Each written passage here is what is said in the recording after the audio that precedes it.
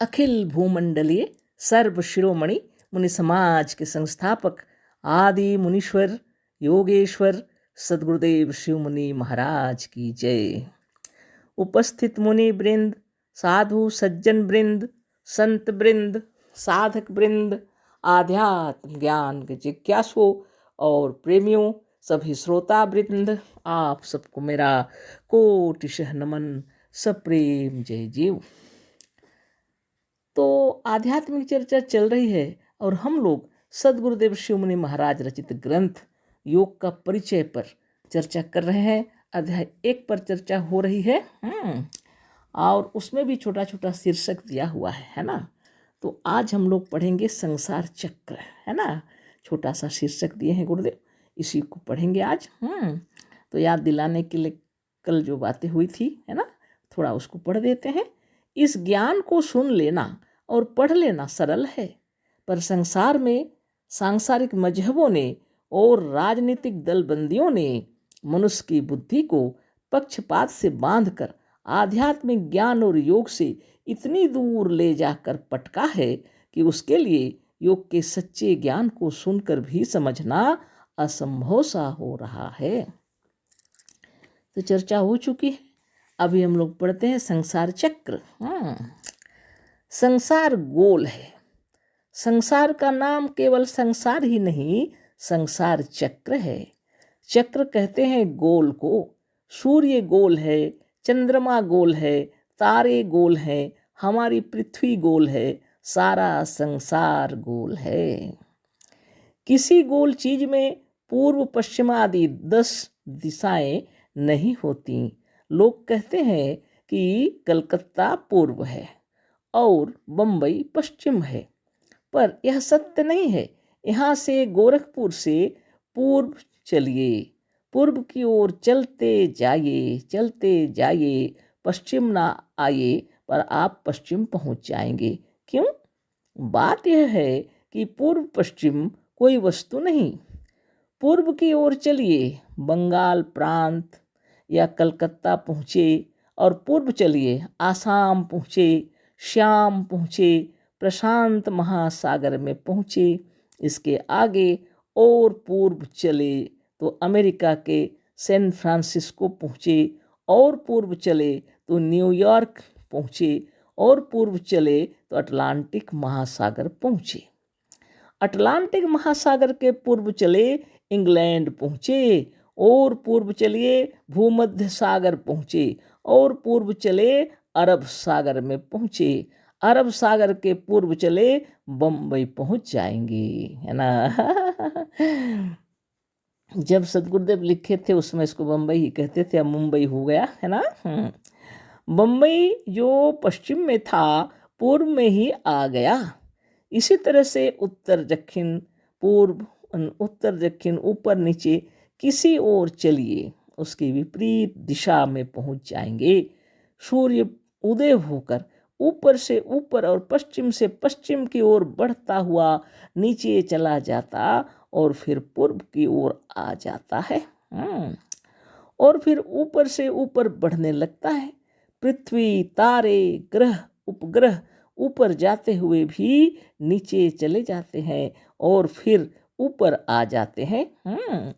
जहाँ से ये चले थे वहीं आ जाते हैं, है ना। क्योंकि विश्वाकाश भी गोल है, संसार ही गोल है। मतलब यह है कि ऊपर नीचे भी कोई वस्तु नहीं, पूर्व पश्चिम कोई वस्तु नहीं, उत्तर दक्षिण कोई वस्तु नहीं। इसी तरह से आत्मज्ञान की फिलोसफी के अनुसार, योग के विज्ञान के अनुसार, दार्शनिक विचारों के अनुसार, सत्य ज्ञान के अनुसार 10 दिशाएं भी कोई वस्तु नहीं है। किसी भी गोल चक्र में 2 ही दिशाएं होंगी, एक परिधि की ओर और दूसरी भीतर की ओर या केंद्र की ओर। कितनी सरल भाषा से, बहुत सुंदर तरीके से सदगुरुदेव हम लोग को समझाए कि सिर्फ पृथ्वी ही गोल नहीं है, संसार चक्र भी गोल है ना। और किसी भी गोल वस्तु में जो दिशाएं दी गई हैं वो तो बाहर जगत में घूमने के लिए है। लेकिन यह भी कोई सही नहीं हो सकता। एक ही दिशा में चले जाइए, पृथ्वी तो गोल है, फिर वहीं पहुंच जाइएगा। पूरब पश्चिम उत्तर दक्षिण ऊपर नीचे जो भी है, सदगुरुदेव का कहना है, घूमते हुए आप उसी जगह पहुंच जाएंगे जहां से आप रवाना हुए थे, है ना। बात विचित्र है। तो सदगुरुदेव कह रहे हैं आत्मज्ञान की फिलोसॉफी के अनुसार, योग के विज्ञान के अनुसार, दार्शनिक विचारों के अनुसार, सत्य ज्ञान के अनुसार 10 दिशाएं भी कोई वस्तु नहीं है। किसी भी गोल चक्र में 2 ही दिशाएं होंगी, एक परिधि की ओर और दूसरी भीतर की ओर या केंद्र की ओर, है ना। अब यहाँ पर एक चित्र बनाए हैं गुरुदेव, भीतर में केंद्र एक लिखे हैं और परिधि और केंद्र सब लिख दिए हैं, है ना। समझाने के लिए बाहर जो गोल चक्र है वो है परिधि और बीच में जो बिंदु है वो है केंद्र। तो संसार चक्र से हटकर जब हम लोग ध्यान में अपने भीतर में आने लगते हैं तो केंद्र की ओर, अपने आत्मदेव की ओर, अपने आप में प्रवेश करते हैं। अब देखिए क्या लिख रहे हैं गुरुदेव। हमने इस लेख के ऊपर सबसे पहले ही दिखा दिया है यह संसार द्वंद्वमय है। जैसे स्त्री पुरुष, दिन रात, छोटा बड़ा, सत्य असत्य, आत्मा अनात्मा और जड़ चेतन। इसी तरह से दिशाएं भी 10 नहीं हैं, 2 हैं। एक बाहर वृत्त की ओर या परिधि की ओर अथवा चक्र की ओर, दूसरी दिशा है केंद्र की ओर भीतर। अतः मार्ग भी 2 ही हैं, एक योग मार्ग और दूसरा भोग मार्ग। कितने सुंदर तरीके से सदगुरुदेव समझा रहे हैं। जब हम योग करने लगते हैं तो बाहर से भीतर की ओर मुड़ जाते हैं, सारे भोग के कार्य छोड़कर। और जब हम भोग के मार्ग में चलते हैं तो ध्यान भीतर का छोड़कर बाहर की दुनिया में ध्यान लगाते हैं। आप गाड़ी मोटर चला रहे हैं तो बाहर की दुनिया में ध्यान लगाएंगे ना, नहीं तो एक्सीडेंट हो जाएगा, है ना। कहीं पर भी दुर्घटना हो सकती है। और जब ध्यान लगा रहे योग का तो आपको बाहर से भीतर मुड़ना पड़ेगा। अब भीतर में आकर के भी अगर बाहर की दुनिया में ही भटक रहे हैं तो योग नहीं है वो, है ना। ध्यान भटका हुआ है बाहर की दुनिया में। इसलिए जब आप परिधि से हटकर अपने भीतर केंद्र की ओर आते हैं, इस तरह से दिशाएं 2 हैं, एक बाहर और एक भीतर। उसी को सदगुरुदेव बता रहे हैं, एक योग मार्ग है, दूसरा भोग मार्ग। तो ये तो बहुत सहज बातें थी, इसलिए उतना चर्चा नहीं, इसको आगे पढ़ते हैं।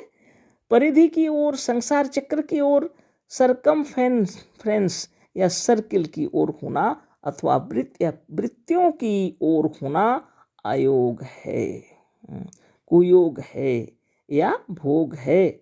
और वृत्त से या वृत्तियों को सिकोड़कर या उससे मुड़कर भीतर की ओर होना, माने भीतर की ओर, केंद्र की ओर या सेंटर की ओर आना योग है।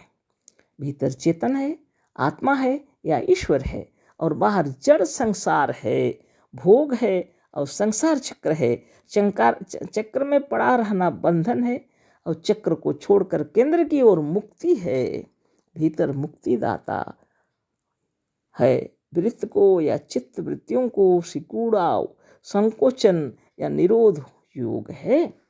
मनुष्य जब तक अनस्थ होता है, परस्थ होता है, वृतस्थ होता है, भोगस्थ होता है और संसारस्थ होता है, तब तक स्वरूपस्थ नहीं होता। अपने स्वयं में स्थित होना जब तक तुम नहीं जानते तब तक स्वस्थ, निर्विकार, निष्पाप, मुक्त और आनंदमय नहीं हो सकते। स्वस्थता और स्वस्थ स्वरूपस्थता ही योग है। कोई ईश्वर, किसी और किस्म का ईश्वर और देवता यदि हमारा अपना आप नहीं है, हमारा हम नहीं है, हमारा स्व नहीं है, हमारा अपना आप नहीं है, अर्थात यदि वह हमसे भिन्न है और हमारी आत्मा ही हमारा जीवन और हमारी आत्मा ही हमारा जीवन, क्या हो गया, हमारी आत्मा ही हमारा जीवन ही और हमारा जीव ही नहीं है, तो तो ईश्वर या देवता का ध्यान कभी योग नहीं है। जब हम ध्यान करें और हमारा आत्मा ही हमारा जीवन ही नहीं और किसका ध्यान कर रहे हैं, तो वो कोई ध्यान नहीं है, गुरुदेव का कहना है ना। उसे हमारा कुछ कल्याण होने वाला नहीं है। ध्यान करना है तो अपने आप का ध्यान करना है। अगर आप अपना आत्मस्थ नहीं है, स्वरूपस्थ नहीं है, संसारस्थ हैं, वृत्तिस्थ स्थिति में है, वृत्ति में, तो आप योगस्थ नहीं है ना, स्वरूपस्थ नहीं है। और हमारी आत्मा ही नहीं, हमारा जीवन ही नहीं, तो फिर क्या ध्यान करना है। ईश्वर या देवता का ध्यान कभी योग नहीं है। अतः कोई भी साधक हो, जब तक वह किसी किस्म के ईश्वर या देवता का ध्यान करता है, तब तक ना वह योग करता है, ना वह योगी है, और ना उसने सच्चे योग को समझा है। जब तक तुम्हारा इष्ट देव कोई मजहबी ईश्वर या देवता है, तब तक वह मजहबी है, भक्त है, देवता का दास है, योगी नहीं है।